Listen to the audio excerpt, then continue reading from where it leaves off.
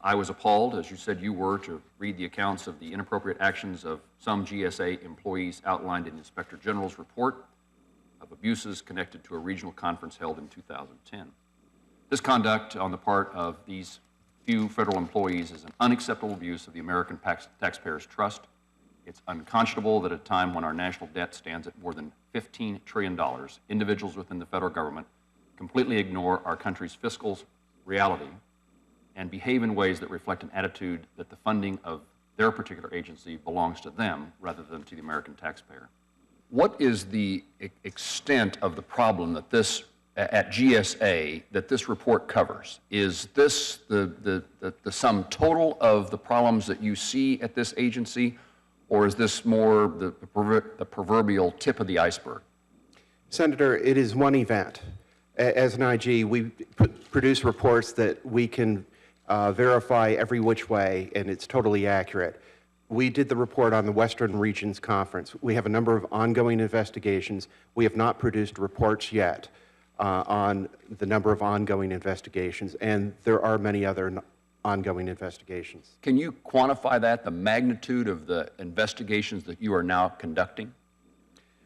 It's a little difficult because, as I said in my opening statement, every time we turn over a stone, we find 50 more. And, we find other instances. Even today, we found out that the wife of the regional commissioner had a parking space throughout the entire year of 2012 at the federal building.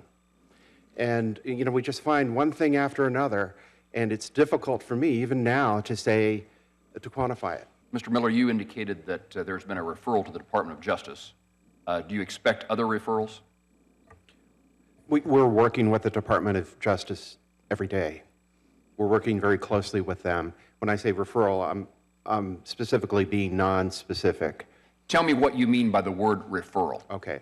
I will tell you what happens in the normal course, and that is that when we do an investigation, generally, we will have a matter. We may have one individual, we may have a number of individuals, and they may be related. It may be a scheme, it may be a conspiracy. They may be related in many different ways. We bring the entire matter to the Department of Justice or to the U.S. Attorney's Office, and the Department of Justice will either accept or decline the case, and then we will do further investigation, and what we hope will come out of it is indictments against individuals, an individual or more than one individual, as a result of the criminal conduct that is the highest criminal charge, that is the most readily provable by the evidence. Any suggestion in your investigation, when you talk to GSA employees or the management in the region, that was there a defense that this goes on everywhere all the time kind of thing, either within GSA or outside the agency?